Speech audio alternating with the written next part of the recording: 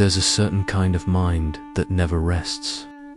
It replays conversations, rewinds decisions, rehearses futures that haven't happened.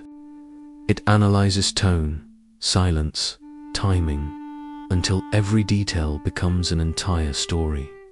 People call it overthinking, as if it's just a bad habit. But for you, it feels like survival. Because somewhere deep in your nervous system, your brain learned that thinking, anticipating, predicting, preparing might keep you safe. You don't overthink because you want to. You overthink because, once upon a time, being unprepared cost you something you still haven't fully named. You became hyper-aware of patterns, body language, moods, not because you're obsessive, but because you were trained by inconsistency. When love felt unpredictable, your mind became a radar for danger. And now that radar never turns off to the outside world. You look calm, maybe even composed, but inside, it's a storm of what-ifs and self-questioning. Every silence feels loaded. Every delay in response feels personal. You can feel fine one moment and spiral the next, because your brain has mistaken safety for vigilance. That's what overthinking really is. Not weakness, but vigilance that never learned how to rest. Your nervous system still lives in a world where one wrong move could mean rejection, anger, or loss, and so it scans constantly. This is what psychologists call hypervigilance, a survival mechanism rooted in the fear of being blindsided. You can trace it back to childhood, to the subtle chaos of unpredictable environments. Maybe your parents' mood changed without warning. Maybe love had conditions you never understood. Maybe mistakes weren't met with guidance, but with withdrawal. So your brain became a detective. It learned to watch for danger in every expression, every pause, every sigh. It learned that if you could just think enough, predict enough, prepare enough, you might finally feel safe. But here's the tragedy. The more you try to control your world through thought, the more imprisoned you become inside it.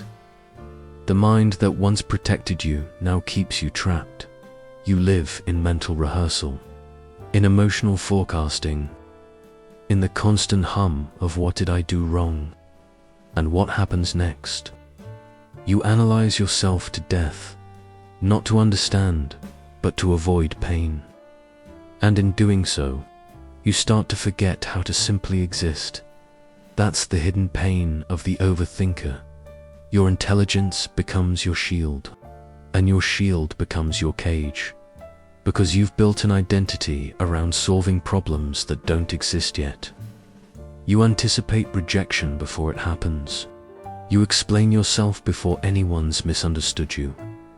You apologize before anyone's upset. And you think this keeps you safe, but what it really does is keep you small. It's exhausting, isn't it? That constant internal chatter, the analyzing, the replaying, the doubting. You don't want to think this much. You just don't know how to stop. Because somewhere along the way, your mind equated stillness with danger. When you've lived in survival mode long enough, peace can feel like anxiety. Silence feels suspicious. Calm feels undeserved. And joy feels temporary, like a calm before the storm. That's not intuition. That's trauma. It's your body waiting for the other shoe to drop, even when you're standing on solid ground. So what does an overthinker really look like in everyday life? You might replay a single conversation for hours, analyzing your tone. You might rewrite a message 10 times just to make sure it can't be misinterpreted. You might delay decisions because every choice feels irreversible. You might even avoid joy because you don't trust it to last. And yet, deep down, you know you want to rest. You want to exhale. You want to stop treating every thought like a potential threat. But you can't logic your way out of a body that never feels safe. That's the cruel paradox.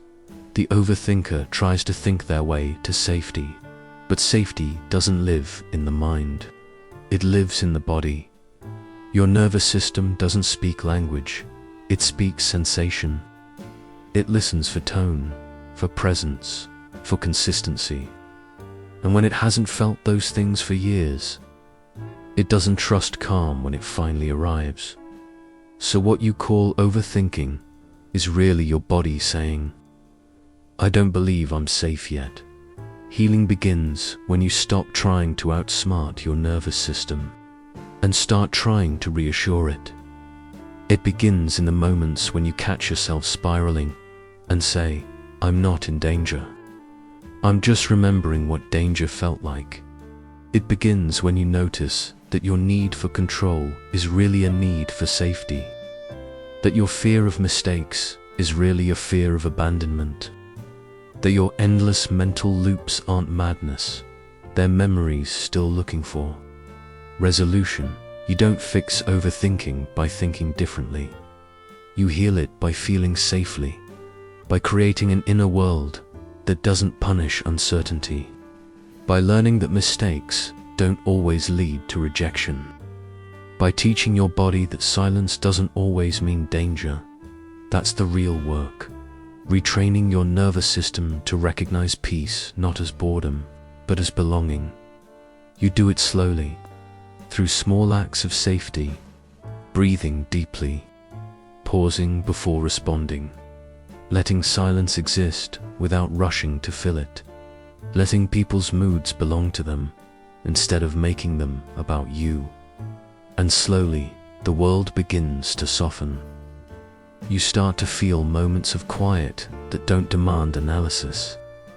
You start to notice your breath before your thoughts. You start to feel something that's been missing for years. Trust that not every silence is judgment. Trust that not every delay is rejection. Trust that not every bad day is the beginning of loss. Trust that life doesn't need to be monitored to be survived. And when that trust takes root, something miraculous happens. Your thoughts slow down, not because you force them to, but because your body finally believes it's allowed to rest. You begin to realize that stillness isn't the absence of control, it's the return of it. That presence is not something you think into being, it's something you allow, for the overthinker piece doesn't arrive with an answer. It arrives with permission, the permission to stop solving, to stop scanning, to stop surviving every moment as if it's a test. You begin to understand that the mind isn't your enemy. It's just tired. It's been keeping watch for too long. And now it's waiting for you to take over. Not with more thought, but with tenderness. Because you were never broken. You were just alert. Too alert. Too responsible for everyone else's mood, for every possible outcome, for every unspoken threat. And it's okay. You did what you had to do to feel safe in a world that didn't always protect you. But you can put the armor down now. You can stop predicting the storm. You can let life surprise you in ways that aren't painful. Your worth isn't measured by how well you prevent disaster. It's measured by how fully you allow yourself to exist when there isn't one. So the next time your thoughts start to spiral, the next time you catch yourself analyzing a silence, pause. Feel your feet on the ground. Feel the air enter your chest. Tell yourself softly, I am safe enough to stop thinking right now, because that's where the real healing begins. In the moments when you stop bracing for pain and start making room for peace, you'll know it's working. When calm no longer feels like the calm before the storm. When joy stops feeling temporary. When silence stops feeling heavy. When being in your own head finally starts to feel like home again. And one day, without realizing it, you'll find yourself sitting in quiet, not analyzing, not fixing, not rehearsing, just breathing. And that silence, once unbearable, will feel like the truest form of power. Because, for the overthinker, peace isn't the end of thought. It's the end of fear.